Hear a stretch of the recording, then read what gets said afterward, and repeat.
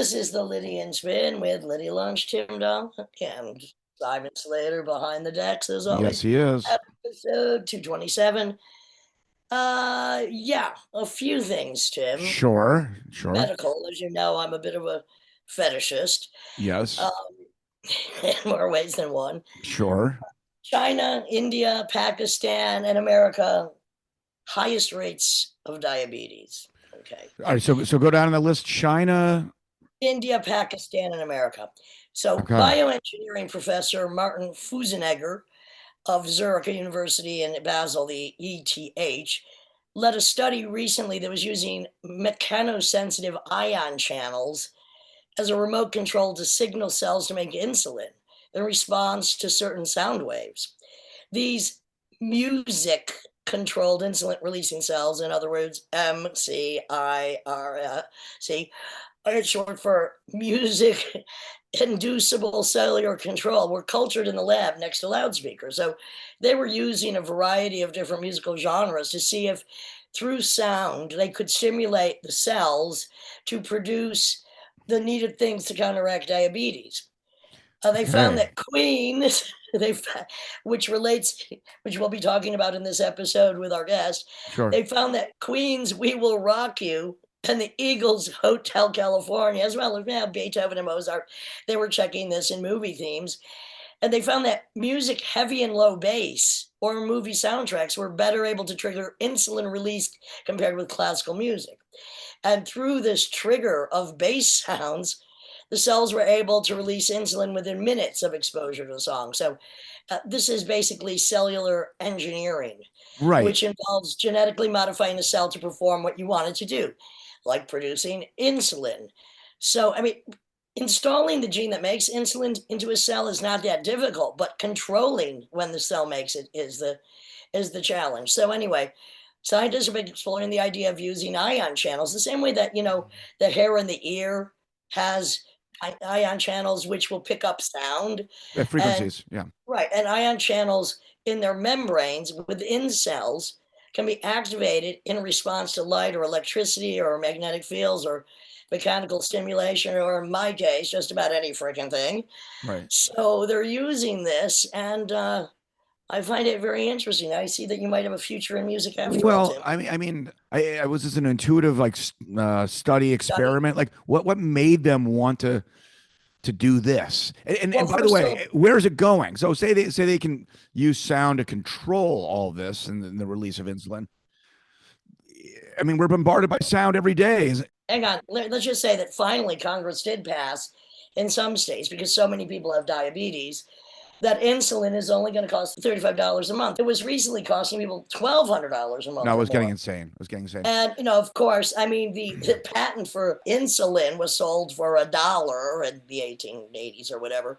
And like all big pharma, they're just they're going to kill you one way or another, either through bankrupting you or killing you. Well, Because when the junk food lobby, helps put people oh, into office, if you're actually part of the obesity, or you're contributing to the obesity problem, and that's also education, that's just basically general social care, now infrastructure, like just not having access to good food and all that stuff. If you're part of all these problems, then the insulin should be for fucking free. I mean, it's just like it's.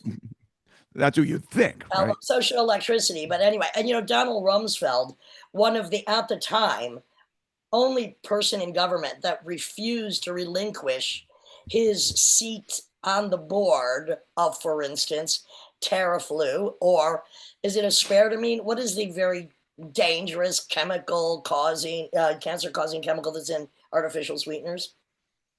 There's a few. Rumsfeld had his hand in that one too, and that's just an example, like you just gave. So I mean, yeah, the uprise of sugar in everything we eat in this country, which is why you Yes. have to treat the grocery store like a very suspicious drug Oh, dealer. and by the way, there's a misconception out there that somehow corn syrup is worse for you than refined sugar. Nope, they're both equally as terrible for you. Well, I So mean, there's also one tastes better, but yeah, I yeah, think. well, But there's also the falsity of calling foods organic when often they simply are not. And no, we can't grow our own food. We don't have enough garden space. Yeah. But I mean, going back to the frequencies controlling insulin, there's so many questions I have. I guess we don't have enough time. Like, what happens if you got this system working for you and to release the insulin at the right time, and then some car goes by cranking some low end? I mean, is that going to well, be something? Is that going to trigger it? I don't get it. yeah, it brings me back to the horror story I'm yet to write, but is always on my mind, the GPS killer, which just sends Oh you yes. to death. Well, the GPS Anyway, killer that came about when we were on tour once, and the GPS was guiding us in these really strange back roads, and we're like, yes. I think it's trying to drive us to our death. But and then you said that's a script you're gonna write one day. Well, and also when I was coming back from Camden with Keckler one time, when the car died a mile from the club, and we had to get Oh, three right. jump starts to get back, and we couldn't stop even for gas. The GPS sent us, and I'd never been there before, but I do want to revisit the back roads of LaGuardia for some reason, like the cargo holds, and I'm like, Joseph, this could be a very interesting day, but I think we're running out of gas. Let's get the hell out of here. So just taking my little research this week up to the other end of the food chain, Mhm. a Canadian man used his mother's poop to Oh treat his God. debilitating digestive disease and started experiencing menopause symptoms. Now, what? Whoa. So Charlie Curtis of Toronto spent 4 years performing DIY fecal Yeah. microbiota transplants, MFTs for short. I mean, I know After, those supposedly work, but you well, should let a pro handle that. I well, the think. thing is, after his Crohn's disease got so bad that he landed Right. in the hospital because he was going to the bathroom 40 times a day, Jesus. he decided, and he started, having debilitating irritable bowel syndrome, Crohn's disease at 18. He reports that right now he's got no symptoms and doesn't need to take medication he had previously relied on. So, anyway, what fecal transplants do, and we've talked about this before, is they replenish the bacteria because it can be very imbalanced in your Right. body, and it contains probiotic. I mean, some samples of feces contain up to 1,000 different species, no doubt, of Wow. freaking bacteria. Okay, can I get a picture, The please? 1,000+ species feces. Yes. Exactly. Thank you very much. Well, anyway, the transplant, I'm sure you didn't know this. I mean, it's obvious that it's probably done by enemas or pills, but did you know that the tube could also be inserted into the nostril, down What? through the throat, into the stomach, No. or No. directly into the Well, colon? I don't know why. so can also, okay, so there's options, and sometimes people choose that option, I guess. Some Right. Well, people, and also, why? That's such a long way to go, well, and you're, oh no, why would you do don't that? take it through my belly button, please. But anyway, through enemas or pills containing freeze-dried material taken via the mouth or inserted. For some, that would be a delight into the rectum. So, anyway, mom and son Curtis Oh boy. performed the FMT transplants every day for a month, then every 2 days for a month, then every third day for a month until they got down to once a month, which they did for 3.5 full years with Oh a newly God. donated stool every time. I'm glad we didn't have to recycle the recyclable. And when he was going through the procedure, though, and this was the downside. Well, first, this is the upside is I feel a tingling inside of me. It Okay. felt healthy, like something was working. But the only problem was because his mother was in menopause, he started having hot flashes and sweats, mood swings. So I Wow. guess he went through menopause. Yeah, I mean, so I guess, wow, I didn't realize feces carry some of the So many chemicals. species. Yeah, yeah, that basically make you feel how you feel on many levels every day. Well, I don't know about you, but when somebody's sticking something in the right place, I feel tingly inside too. Ooh, Oh, just saying, keep it well, clean. I still have yet to break my behind, so I don't know. Well, But Timothy, how long have you known me? Why are you oh, holding out? no. I don't understand. Okay. You say that.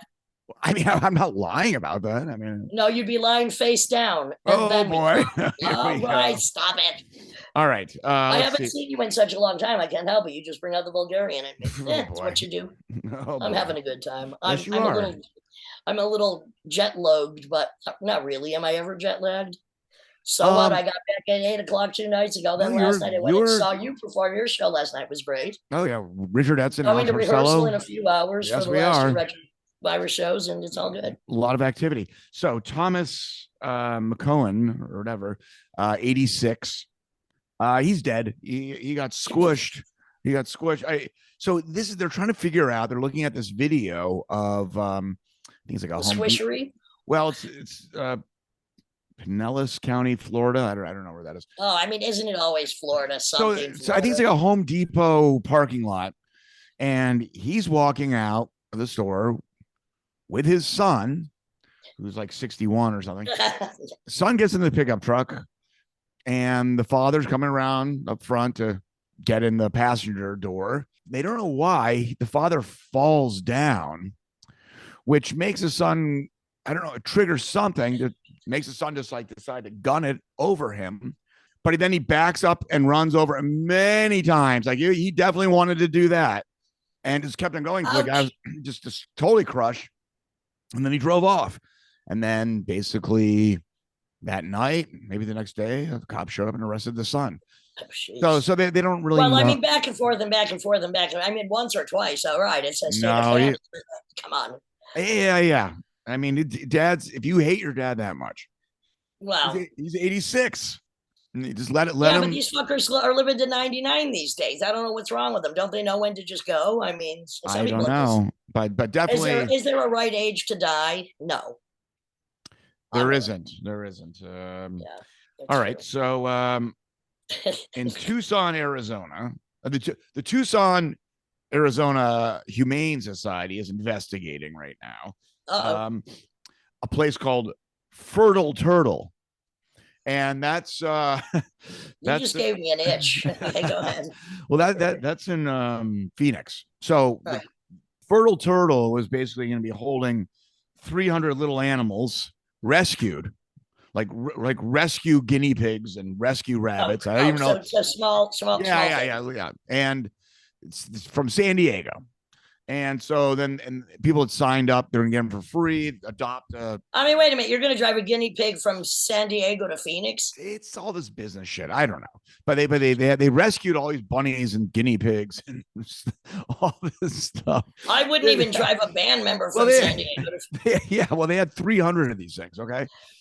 And so there was this kind of adoption center in Phoenix, or maybe it was in Tucson. Anyhow, but they had to go to Phoenix to go to Fertile Turtle. That was basically an animal holding station. And they go, yep, here they are. And they gave him 50. And they go, well, what happened to the other 200? 250. And the guy's like, shifty eyes, like, oh, I don't know. Well, there's some leaked information still being investigated. But yeah, basically the accusation is because I think this fertile turtle has got a pretty thriving reptile distribution. Oh, ouch. And I think because it costs a lot of food to feed these things, they think they froze 250 or they're frozen in transport. I don't know. Or boiled. But they think they're fed to all these snakes. So that's all being investigated. They're looking into their snakes, but there's a leak that says, yeah, these things have been fed and they were frozen. So the question is, were they frozen during the transport? Anyhow, those things are gone. So Fertile Turtle might be going out of business. We'll see what happens. Well, it seems like it's probably a pretty good idea. Yeah. Would you ever consider going on a cruise? Fuck to the no. Yeah, exactly. Why would you want to go on? I mean, a cruise to the moon, maybe, like a song I had on Queen of Siam. That was maybe. And no, because the dust on the moon is very toxic and is very hot and very cold on the moon. I wouldn't go there either. You wouldn't go there either. And vacation cruises are petri dishes for all types of shit. Including death. Oh yeah. And I mean, and those all-you-can-eat buffets are just filled with bacteria. No, we know that our good friend Mike Hoffman, who's with us this weekend, loves to go on a cruise. Yes, he does. Some people love him. I mean, I wouldn't. I know people. In my early 20s, I was offered a cruise gig. I didn't do it. Oh my god! Never too late, Jim. Never too late. Well, if things get, I remember I was talking to like a music professor. I was like, yeah, they're offering me this gig. I'm like 22 or something. He looks at me. He goes, you'll always be offered that gig. You might want to aim for something a little higher. Nothing against working musicians on cruises, but you know, wait, is there a point to this cruise question? Yeah. I was digressing. Sorry. I wouldn't even want to go on Tom Cruise because I would crush him to death and then rearrange his face. Anyway, go ahead. Royal Caribbean was in the Bahamas, and they have these like little, Always. they have these little satellite cruises, like little day trips, and they're near Paradise Island. They're going to the famous Blue Lagoon, which is supposed to be this super translucent water. There's no sharks or anything like Didn't that. you do a remake of that film? Oh, the Brooke Shields. I don't know. There probably is a No, remake. didn't you do a remake of that film? Did I? I don't know. I mean, I can't remember. I don't know about that. My But fantasies are more perverse than you'd imagine. Go all ahead. right. So the thing capsized. People died. It was tipping. I just don't. I looked up all the stories. I don't know if it hit a reef. They're not really explaining, but it started tipping, and then There you go. all the people were running to one side to try to kind of level it again, but it was too late, and that thing started sinking, and well, people are dead, and people are jumping in. People that could swim are fine, but yeah, I mean, well, the flight that I was on coming back from Europe a few days ago, it was very empty, which was good. It was Norse Air, which you said you took, and I was, upgraded, and it was it was all right. okay. But I mean, and I don't get nervous flying. I go right to sleep because I can sleep anywhere but my own bed. It seems. Just ask Sebastian, who drives. I mean, Sebastian Greppa, who'll be with us this weekend, also, who runs my Facebook. I can go to sleep the minute I get in the car with him. He's like, "Should you hire me to drive you around at night so you can get a better night's sleep?" Anyway, on the plane, which I love turbulence myself. But before we take off, they have to rebalance the weight of the plane because there's not that many people on it. So they have to do some rearranging of seating. It reminded me of, well, we didn't tip over, fortunately. I held my ground. Yeah, well, I mean, that always happens when they're trying to they fuck you. They're like, upgrade to the seats that's identical, but it's just like in a different section. And you're I mean, I have to say, their seats are bigger and they recline. They have footrest. Anything. Oh yeah, I flew it. Yeah. But they weren't. It wasn't bad. I mean, But I was on a flight where that was like maybe a third capacity. It was like it was empty, and everyone was clustered in the cheap seats. Yeah. And they're like, okay, because no one was taking the bait. Like, okay, let's redistribute it, and because there's like a cluster in the back, and there's like no one for many rows in front of you. 20 rows. Yeah, and so then everyone's like, okay, and you gotta do it. You gotta. All of life is about balance. We will learn that lesson one day, Tim. I had my Europe flight in the beginning of September. I looked around, saw one of those middle aisle, 4-seat middle aisles, totally empty. And I had a bed for the whole flight. That's well, I've seen you use the floor of a van as a bed before, so I well, sometimes where was that? I mean, I'm sure I've seen. Trust me, you were sleeping. You didn't even know where you were. It doesn't matter. Yeah, I was probably anyway. I'm very excited about our guest because it was somebody you turned me on to. I really do like when somebody. And suggest somebody for the show. You find somebody I've never heard of. Somehow, some people come to me, and I was very excited to investigate the music of Gnaw because, as I said, Khanate and Low. Is that it is kind of a cross between the Dwight Fry era of Alice Cooper, early Black Sabbath. It's metal, but using metal. It's slow, and it's some of the creepiest shit I've heard in a long time. So I'm very excited about our guest today on the 227th fucking episode. So did I reveal to you my plot for early next year, Tim, for the podcast? I did not. I threatened Simon that I was going to go on a talker strike, but it's not true. I think that we're going to start putting up all the videos because we have videotaped all of our interviews. This I think is true. Of course, it's going to be pay per view because come on, people, you've been getting this free for long enough, and we might put a small minor dollar charge on it, but that's my plot for next year because some of this is not only obscene, it should be seen as well as heard. And with that, I'm going to say this is the Lydian Spin with Lydia Lunch, Tim Dahl, our guest, Alan Dubin, and this weekend, the final shows of Retrovirus. I plan on going out with a bang, bang, bang. Me too.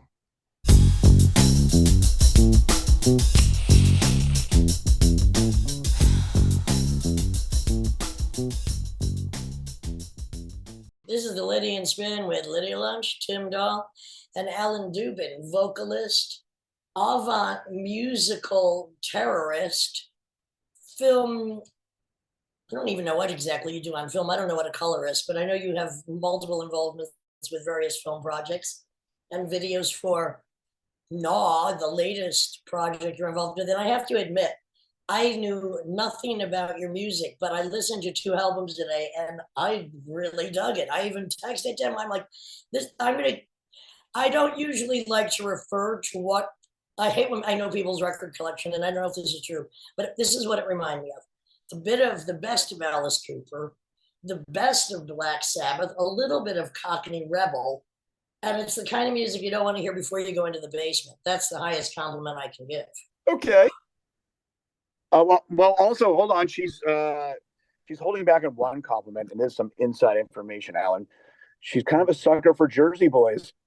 Oh, I did not know. I don't even know how you describe your music because it's not just metal, but it uses metal, which I find refreshing. It's not speed metal, which I find annoying. The vocals are far more interesting. One thing I hate about most metal of any genre is the vocal stylings. It just makes me want to strangle them and give them their balls back. right. But you have a very diverse range, and it's back to early Alice Cooper, like the Ballad of Dwight Fry, storytelling, creepy. And I like creeps being Yeah, honest. I am creepy. I'm a creep. So there we go. You smile. Show, you fucking creep. You're in a good I am a company. creep. I am a creep. I say it nearly every day. I mean, it's kind of my mantra, but I mean, we can't help it. I want to touch on one of the videos I saw, the animated video that was it called Rid the City?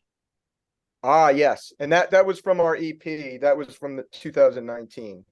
Yeah, and that is about Son of Sam. Were you born when Son of Yes. Sam hit? Yes, I was born. I'm much older than I appear. Me too. I was in New York City during the Son of Sam. Yeah, I was in New Jersey, but I was a kid. But I remember, yeah, I remember people were scared to leave their houses. Even my mother didn't go out. I remember. Oh, I went stalking cars. They wouldn't let me in. You went looking for the Son of Sam, right? Yes. What about the Times Square killer who appeared, shortly after Son of Sam? Do you remember that one? Because he was in Jersey. Yeah. They'll never catch me. I mean, yeah, I heard of that guy. They'll never catch me. As I like to say, they'll never find the bodies. Yeah. Oh, they found the bodies of that guy. It was like decapitated hooker corpses, like burned. It's one of my favorite true crime documentaries, The Times Square Killer, done by the same people that did the one on the Cecil Hotel, which was also fantastic, except the narration was terrible. Right. But did things like Son of Sam, growing up in Jersey, before music impacted your young, soon-to-be torturous psyche, did horror or true crime affect you living in a state like New Jersey? It didn't really affect me, but I was kind of drawn to all the stories and just the atmosphere that it created. Like, like I was just talking about my mother being scared to go out, and she would, put on the news and, just tell me everything, about all the murders. And you're like, what, 9 years old, 10? Yeah. And well, that's from Kenneth Bianchi before he was famous for being the Hillside Strangler. It was killing young girls in my hometown. And what did that make me do? Go out looking for it. There you go. Were you a video store horror movie junkie? I was. Me and my friends used to just, rent movies and sit there and just watch all the crazy shit, Yeah. What were some of your early favorite, whether it was horror or crime or mystery or sci-fi? What were some of the films that impacted you as a young rapscallion in New Jersey? Well, this is coming from left field, but Animal House is my favorite movie. That's cool. Yeah. To this day. To this day. I mean, I wanted to go to college because of Animal House. I didn't care about the education or any shit. Did you go to college? Yeah, I went to William Patterson University, which is basically a piece of shit extended high school, But they have a great music department. They do. Or did, at least. When I was growing up, I mean, you had Rufus Reed teaching bass, and it was a big jazz department. Right? Yeah. A lot of the musicians from Saturday Night Live taught there. And I took some music production classes. Yeah. Early on, let's start as the young 9-year-old in New Jersey, always one of my fascinations. Well, yeah. 18, whatever. So movies were impacting you. Did also, when did music come in? And what was the first music you started listening to? The first music I started listening to was Led Zeppelin. I remember, I think I was in third grade playing dodgeball in gym class, and I think the gym teacher had a boombox and he was blasting Led Zeppelin, and I just immediately was like, "What is that? Oh my God!" So that was the first album I ever bought, was Led Zeppelin 4 on cassette. The first time I ever did acid at 12 or 13, I was on a swing set being pushed by a acid dealer listening to Led Zeppelin, a very fond memory.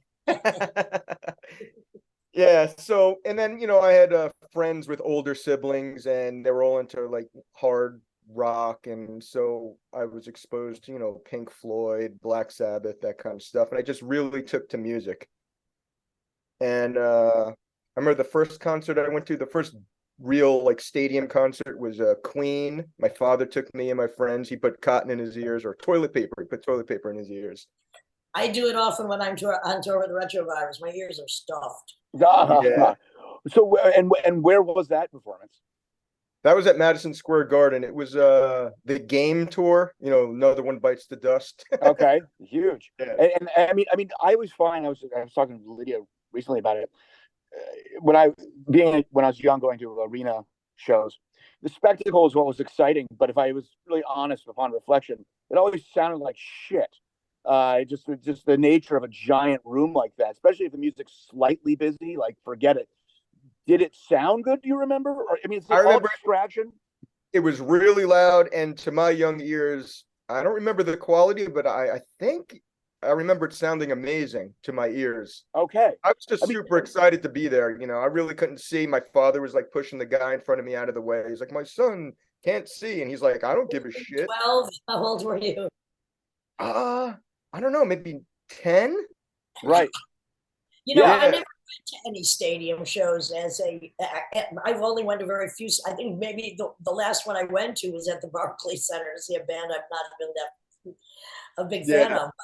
Because the bands that I would go to see, even though they became much bigger, would play at like good sized theater. So the sound was always good. It was never like an arena. I mean, even seeing Kiss or Roxy Music or Slade, it was always in a medium sized venue, which made it, pretty pleasurable.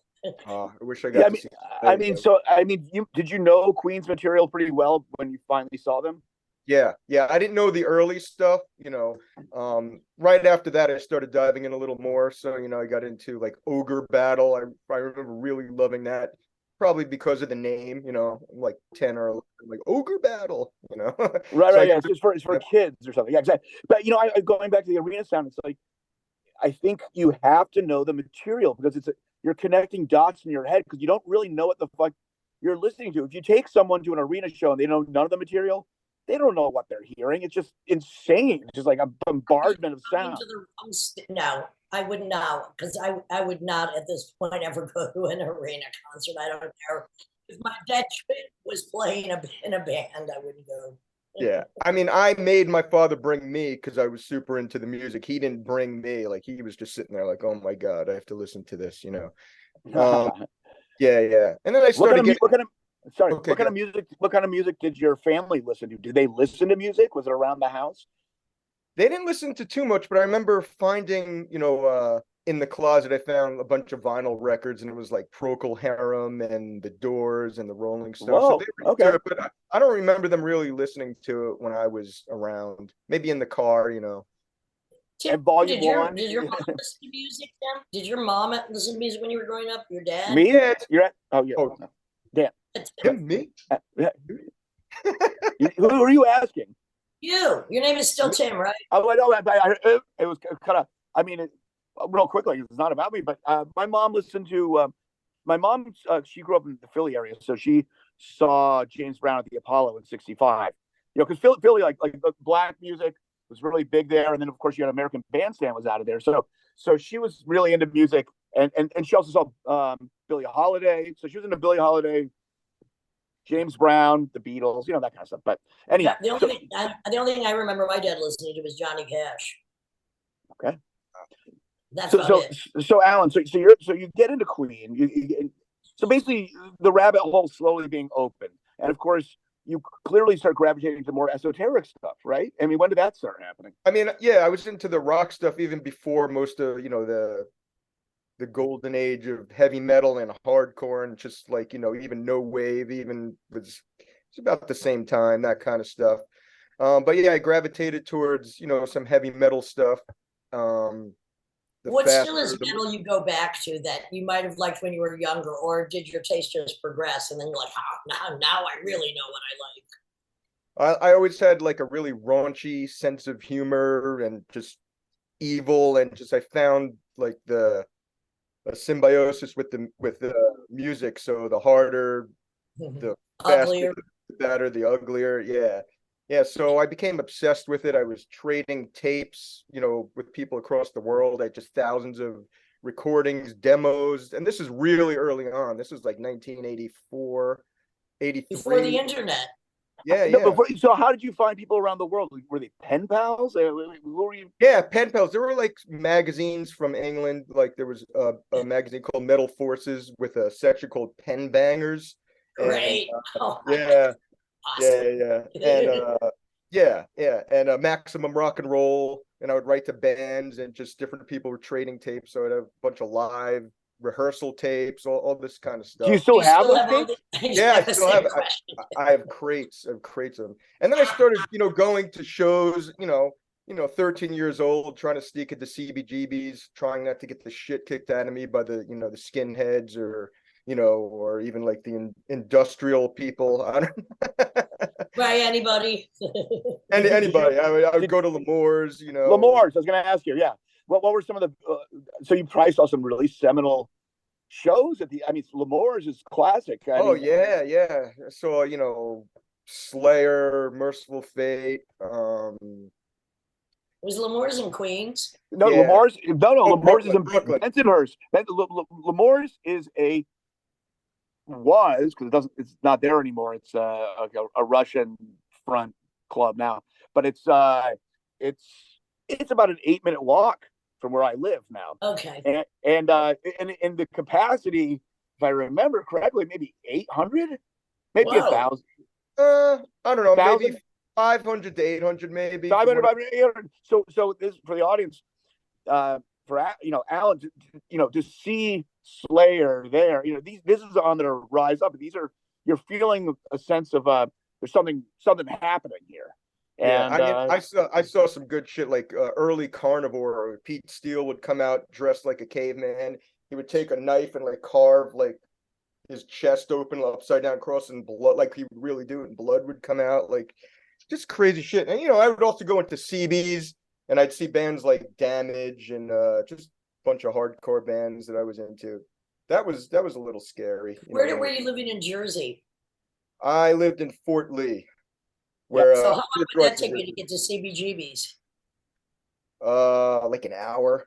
I would have to take a bus across across to like 178th Street. Then I take the A train, and sometimes I'd be by myself. Yeah, and you could have gotten beat up on the A train. Oh yeah. Little long-haired kid with an army jacket and long hair. I had like pepper spray in my pocket, and then going to L'Amour's, that must have been an hour and 40 minutes then. Oh yeah, I'd get home at 4 a.m. Then I'd have to go to middle school when I after I woke up after a couple hours. Yeah. So your parents were actually pretty cool to let you do this as a 13-year-old. Yeah, Did really. they have a choice? No. I mean, my mother would cover for me if I like skipped school and went to like a record store or something. She'd get a phone call like, your son's not in school, and she'd be like, really? Oh, he's sick. And then I'd come up and she'd be like, you asshole. Why did you tell me? But she was totally cool. Yeah. Why did you tell me you weren't going to school? So you had it seems like, and I don't want to be too presumptuous here, but it seems like you had a loving family that also gave you freedom, and they trusted you, in the early to mid 80s to go into New York City by yourself as a 13-year-old boy. I mean, that shows a lot of. I mean, parents will get in trouble today if they even do that. I mean, like, if you're 16 years old and you're out without your parents after dark, you can get in trouble now, which is yeah. different mean, times. I don't know if it was any safer back then, but No, it was more dangerous back then. actually, you're right. You're right. Yeah, More dangerous. Ridiculous. Yeah. So, I mean, did you ever get jumped by skinheads or just randos, or I mean, did people ever rough you up on some of these solo journeys for heavy metal? No, I saw some crazy shit though. Like, I saw like dead bodies, just like, people passed out like in I guess alleyways, that kind of shit, which, little nutty for a young person, but obviously nighttime inspired in your the city. music. Yeah, Obviously inspired your music. yeah, it did. Were you drinking or dabbling with any kind of recreational substances during these years? Not very early on, no. Not when I was 12 or 13, not too much. Right. Yeah, I'd But like you make up for it later in life. oh yeah. And other than my friends, older siblings, if they had, some weed or something, but nothing, nothing hardcore. So speaking of hardcore, I mean, back then the tribalism was pretty insane, and it's so stupid upon reflection. But kids like to be in little gangs and tribes. Hardcore and metal were kind of there was a partition there in the crowd. Yeah. And I saw it happen. I saw it happen. Mostly when I went to CB's to see hardcore bands. This is before, I guess, metal started really taking off. So I was, one of the few. Sometimes I was the only kid with long hair at these, hardcore shows, and I would hear, they'd call me, hey, look, there's Robert Plant, that kind of shit. I'm gonna get murdered. This was before like Bon Jovi and all that crap, whatever. No, right. I'm talking about. They would have called me Bon Jovi or some bullshit. So, Alan, I was often the only chick in a mini skirt who was white at rap concerts, so I understand the possibility. Yeah, you get it. Yeah, but I don't think maybe these skinhead hardcore kids would try to fuck Alan, but maybe the relationship was a little different. I mean, you were being a little sexually provocative. True. I would always say, "Why don't you back that shit up?" And they would just run. Whatever. Yeah. But it was usually like a gang of them and just me by myself, Or sometimes I'd have a friend with me or something. The subway was harsh then. I mean, I never take it now because of both the rats and the rat heads. But it was still harsh in the early '80s. It could be harsh. Yeah. Except, if you had to take a piss or something, you could just take a piss, Right. Yeah, you just do shit. You were seeing like Agnostic Front, like what hardcore shows were you going to? Oh yeah, I saw a bunch of Agnostic Front shows. Like I said, Damage, New York City Damage, if you remember them.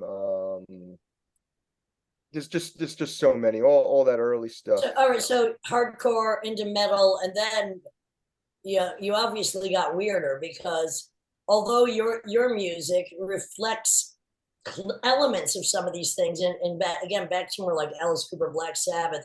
But Cockney Rebel? I'm just thinking of two songs by Cockney Rebel. One is called Death Trip, and one is called Sebastian, which has are really creepy songs from that similar period. Then did your musical expansion start taking place? Did you get tired of hardcore? Did you just go, all right, this I never got tired of it, but I got a lot more open-minded. I was exposed to just all different kinds of music, from Japanese hardcore, just experimental stuff. I got into a little later on, I got into like I guess stuff like John Zorn, that kind of stuff. That all happened. I was in a band before Gnaw in the late '80s and early '90s called Old. And yes, when you were very young. when I was very young. Yeah, actually the first band I was in was called Old Lady Drivers, which was like just super insane, crazy hardcore, and we sang about lepers and old ladies and that kind of shit. We did a song called Special Olympics, which got us it was just a goof, but we got banned the album got banned in Ireland and a few other countries because of that song. I mean, Anal Cunt, of course, was coming out around this time too, and after you. Oh, good. I'm glad you brought that up. Okay, so then Old. We went from Old Lady Drivers. Was Old the next band?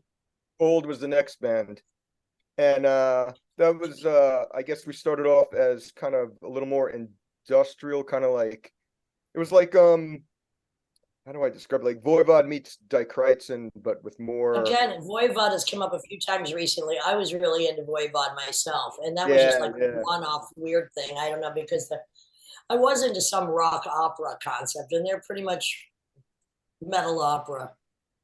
Yeah, yeah. Their stuff varies though over the years over Yeah, there. absolutely. Yeah. Yeah. So So how long did Old last? Old lasted, I think we had 4 albums. The last one came out in 94, and that was more like, that turned into like this almost krautrockish electronic kind of music, and sang through vocoders and stuff. So the genre that we were in, we just changed from album to album. It got, Okay. yeah, it was hard. It's really hard to describe, but the last album we put out was called Formula, and if you haven't heard that, you should check it out. It's interesting. I'm going to investigate, because I'm suddenly have a fixation on your fucking creepiness there, Alan, my Yeah. friend. Yeah, and one of the guys that plays in the band Khanate with me was in Old, right? Plotkin, James Plotkin. Yeah, he was in. Plotkin. Yeah, I know James. Yeah. So that's where, I saw his musical genius, flower in that band. Because you're doing all these like pen pals and tapes, you were finding your own tribe before you had the bands lined up a lot of times, or how did you finally get, hey, this group of guys, let's make a band? Yeah, so going back, earlier when I was doing all the tape trading and trying to be the most obnoxious person in the world and, that kind of thing, I decided to form a band with some friends, and we formed a band, and, we wanted to be the most crazy, fastest, hardcore, band. Everything. Yeah, all that shit, the juvenile, I'm still that way though. Just direction. We just wanted to, outdo everyone else. And You're so I talking formed. to two very immature people. Carry on. Yeah. We should go out boozing right now. I'm having I'm enjoying a tequila pomegranate drink just in your honor. Alan, you can come if you're. I don't think you're in town. I'm playing a show later with Matt Nelson, Alex Marcello, and Richard Edson, the drummer / actor afterwards. But that's Tonight. tonight. All right. Yeah, at Mama Tribe. At Mama Tribe. Oh, Mama Tribe. Okay. Where are you, Alan? I'm in Weehawken. You're in Weehawken. Yeah. Okay. Weehawken. Yeah, right next to Hoboken. Isn't that where Mick Barr lives in Weehawken, right? Yeah, he's right near me. Yeah. We drive each other home from shows sometimes, depending on. Oh, all right. Little community. Yeah. You always keep the community, at least your tribe, kind of close, and you benefit. Sometimes the tribe is only one person within a 50-mile radius. Yeah. I had pen pals too. I had pen pals. I would write to bands. I was pen pals with Steve Baders because there was no internet. We met on some. Yeah. So, all right. So, why did Old stop? Why did Old stop? It got to the point. At that point, I was considering music being my actual career, and yeah, exactly. And then I heard the haha in my head. I saw, I'm not going to name names, but some bands and I guess colleagues that were on the same record label. I was on Earache Records. Classic label. Yep. Yeah, and I just saw how their lives were turning out, and I'm like, do I want to really do this, full time and probably end up dead in a sewer or in an alley somewhere? So I decided to make music more of a hobby, and I went into television, video editing. I decided that would be my career. How do you even get started in that? I mean, is that one of the things you took at school, or how do you even break into that? My father was a video editor, a film video editor. So when I was a kid, I would go to his office and there'd be bins and films, like, film strips hanging down from from the ceiling. And he had all these machines. He would cut the film, and I just became. Wait, but that alone is like an amazing atmosphere, right? Yeah, it was really cool. Yeah. So I was a kid running around his office, and he had like all these advertising agency clients, and my dad would be like, all right, you got to go in the other room, and I would still like go in there and like try to see like what they were doing. They had these cool machines where they could look into it, and they're like cranking shit, and like I just loved all that. So I'm like, I know, I'll be a film editor. So I just got a job at a film post-production house, and eventually I worked my way up to being an editor. So I was editing all these TV commercials, for advertising agencies and that kind of thing. Do you still do Oh yeah, I still do that, but now I do what's called online finishing and coloring, and I also do which is mostly for TV shows. I worked on a lot of some bad TV shows. but also one with John Walsh?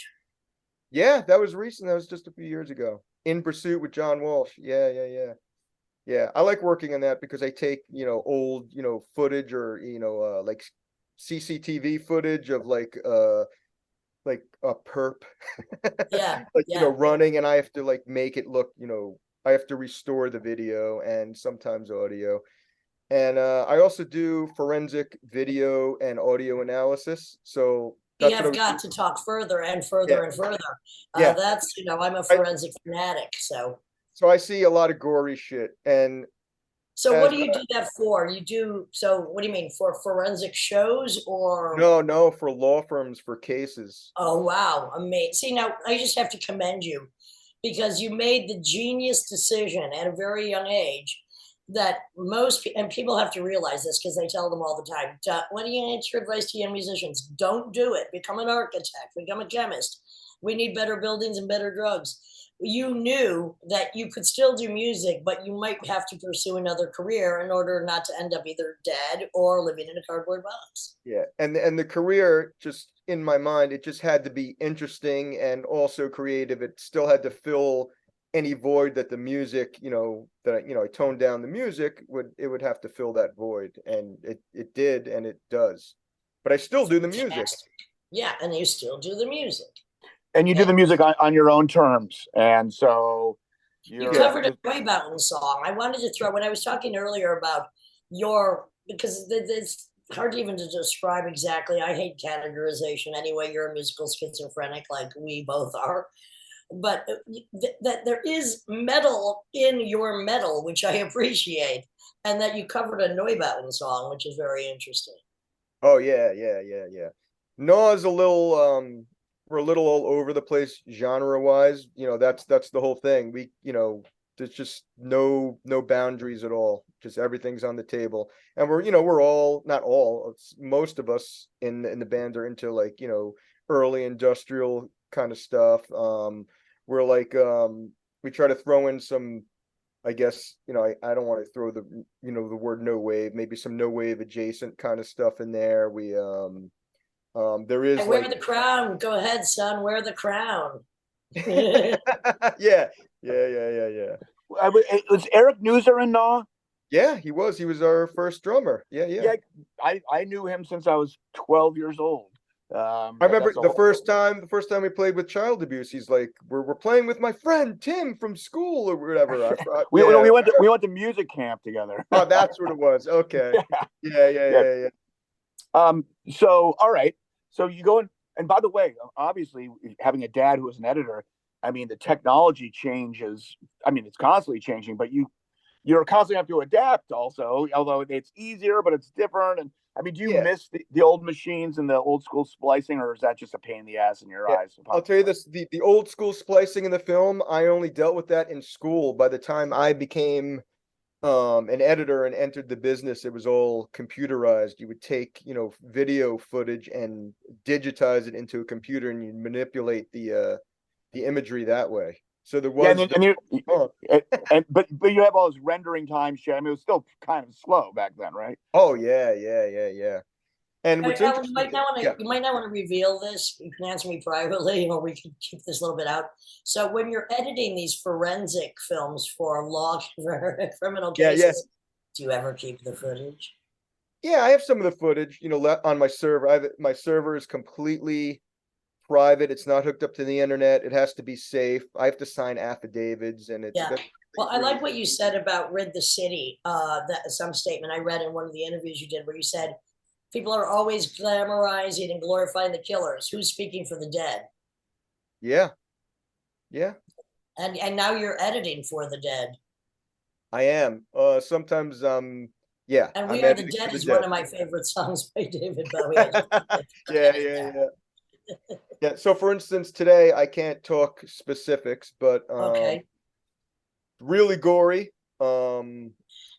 It was a car crash, and there's dash cam audio from the cop car, and there's also body camera footage, and the audio is only from the dash cam, so it's really low and tinny. So I'm trying to clarify the audio, and in this case, the police are the defendants. Whoa, whoa. So I have to, yeah, I'm treading lightly. I'm not, I can't name names. Understandable. No more need be said. Got it. Yeah. Yeah. So I mean, But- do you find, like, I know sometimes people who say edited pornography and stuff, sometimes they can't stomach it after a while. Do you ever run into, how do you compartmentalize it? Do you ever run into, like, God, just like a day of Go back watching and watch Animal House after corpses and blood and all that stuff? I look away, maybe I just, I have to do this kind of maybe for a few minutes, and then it's just nothing. Then it's just like looking at a pizza pie. Yeah. Right. or lasagna or some kind of gross. Is John Landis one of your favorite directors of all time? I would say so. He's up there. Yeah, and I like all the Farrelly Brothers movies, and but I do like the early horror stuff, like the 80s. I love the Evil Dead 2, Of course. and Reanimator, just all the I love all that stuff. Yeah, of course. Yeah. New horror, of which there's so much of it, and I'm really very picky. But I have to say, the one series I did like was Saw, because of all the appliances. Yeah, there's a Really new one, right? I saw the first few, and they were good. That's all you need to see. Yeah, it gets Like the any same- franchise. Yeah. But the first few were pretty stellar. Did you like American Werewolf in London? I loved it. A naked American man stole my balloons. That's one of my favorites too. Love that movie. Yeah, that's a Yes. classic. Why you're like, I hate that. No. I love it too. I went to John Landis. Yeah, John Lynch. Yeah, one of my that's favorites. Yep. Yeah, because he goes from Animal House to that. I mean, it's Yeah, both Have amazing. you seen this new horror film called Smile? I did not.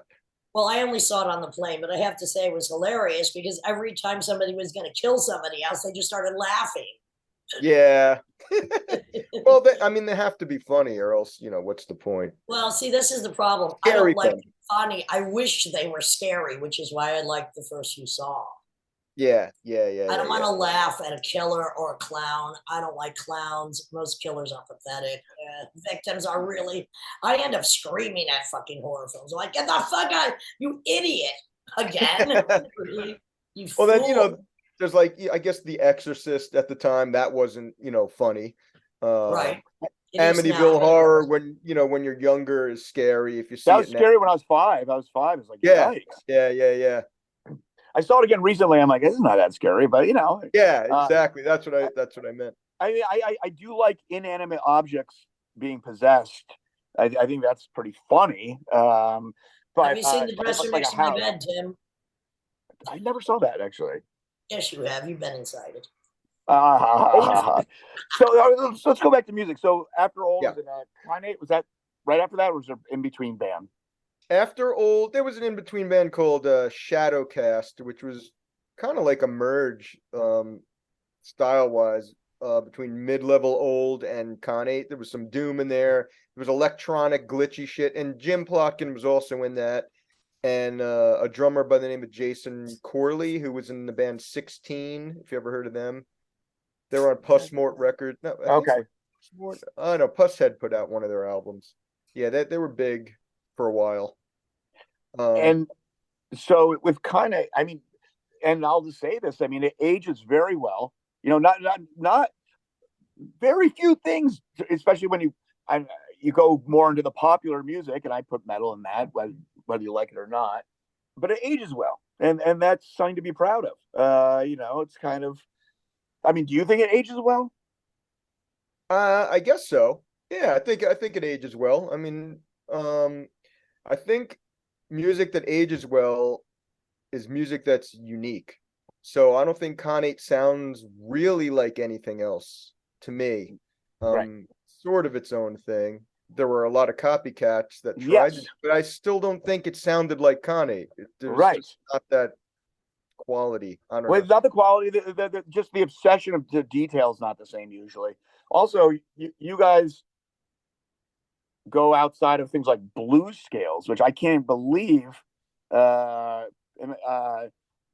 all that tempo of metal. It's like when Child Abuse tours, and we're not in, say, New York or these towns, we're in some other town. The promoter's like, who do I put in with this band? And it's all the copy bands. You know, every town's got one. You know, it's Yeah, yeah, do me thing, and it's like, come on, guys, can you pick some other pitches besides just a fucking? I mean, a blues scale. I mean, come on. yeah. I mean, a lot of that comes down to Stephen O'Malley's riffs that he comes up with. They're really, really. I mean, people think that they're simple. If you're not paying attention, you might think that way, but these riffs just they're really lengthy and they just go on forever. So you think the riff is over, and you're like, what? You know, that's just strumming, but they're really they're planned out and they're long, and if you hear the repetition and you can hear the hook, so it's very intricate. When we play live, the sections of the songs are so long, we're all like giving each other cues. We're all just making eye contact. Sure. I mean, I can't even look at the audience. I have to face sideways so I can look at the drummer with my right eye and look at one of the other guys with my other eye, and we're all like just nodding or eye little winks and stuff. Well, not really a wink, but It's not a lot different than the way James Brown would do it or Miles. And Yeah. it's kind of like the sleight of hand in front of the audience's face, because you don't want to sell it like, oh, I'm trying really hard, this is the maximum you can do. You kind of have to just But know also, the little it's cues. important to pay attention to the other musicians on stage, because we've all faced people that just don't seem to have the ability to participate other than on their own fucking planet. That's right. Yeah. Where's your best audience, or where have you toured? Where was the bulk of your touring done over the years? Because both Tim and I, we have to go to Europe to keep ourselves alive. I mean, I just, Yeah, I have to go every it few depends months. which band. Early on with Old, I think when we toured the United States with a band called the Young Gods, and we were Yeah. actually we were on a tour bus and everything, went all over the United States. So I would say the United States for Old, but for Gnaw and Khanate, I would say most of our touring was done in Europe. So Is that what you'll be focusing on in the beginning of the year? yeah, that's where Khanete's going for our initial set of shows. We're playing in Holland, Germany at Berghain. You must know Yep. that place, Of Berghain. course. And yeah, we're playing in Copenhagen at a place called The Basement, which I've never been to, but it looks sick. It looks like just a dingy basement. Well, if there's any music appropriate for either the basement or not going into the basement because you've been terrified by it, I would say it's some of the shit you do with it. Oh, by the way, Alan, Lydia loves basements. Yeah, that's why I brought it up. She likes to kill in the Keller. Nice. I like attics too, but I like the smell of basements. I like the smell of dirt floors, fruit cellars, all kinds of stuff. I went down to his mother's basement. What a coincidence. So your quote unquote hobby is as pro as it gets compared to most musicians trying to hustle out there. So congratulations that your hobby is so high tier. Yeah, well, the video stuff now, I'm a freelancer, so I can make time for most of this stuff, for the music. The only little, not little, the only detriment about, doing what I do for a living is that, and putting music to the side a little bit, is that the music takes longer. So I have up to like even a couple of years before I have like a new piece of music coming out. Look, it took Hubert Selby 16 years to write his last book. It's not how much you put out; it is the quality of what. But also, I mean, like TV editing, that's like air traffic control. So to have a expression that's moving at a different rate and a different perception, must be a little bit of a relief or kind of refreshing, or maybe it's just that's just how it is. That's the rate that you produce. The one Well, thing. also because there is a creative element, even if you're doing, criminal defense videos with forensics, it's something you're interested in, and there's a creative element to it. So it's not, you know what I mean? It's not like, oh yeah, I'm working at the 7-Eleven and then I'm playing in the garage on the weekend, which is what most musicians will face if they decide to become such. True. That is true. But going back to the air traffic control, I mean, when you edit, is it kind of like that? Like you're just like constantly, or do you sit and let things brew? I mean, everyone works in their own way. So yeah, I really like color correcting. That's my favorite thing to do, because I just sit in a dark room. I make, I do what I do to the TV shows, but I get to listen to music like 10 hours a day. So I'll have WFMU on just nonstop, or I'll just start, I'll get on my phone and start, just listening to just everything in my phone, and it's just nonstop listening to music. So I really love that. Do you listen to music you don't like when I'm in public? If I'm in an Uber. Well, I mean, I always say, Well, Tim listens to a lot of music I don't like, and he knows the look in my eye when I'm like, well, next. I don't necessarily like it either, but I'm curious, and I do want to know what I don't like. I do want to know what I don't like. You like torturing yourself. Well, a little bit. 38 special, like for. Well, that's not my. Well, Simon and I just saw, and I was already an expert on this subject, anyways. The Milli Vanilli documentary, and Frank Farian, man, that guy. I called him a musical sociopath because he clearly doesn't even necessarily like music, and yet he's one of the biggest selling. And there's a liberation when you don't like an art form and you decide to go into a profession. Alan, I wanted to ask you if you know this song by Blood Rock called DOA. Not off the top of my head. I might. Well, all right. It kind of, I think you should listen to it. It's something I torture Tim with, as well as the song Timothy, which is about cannibalism.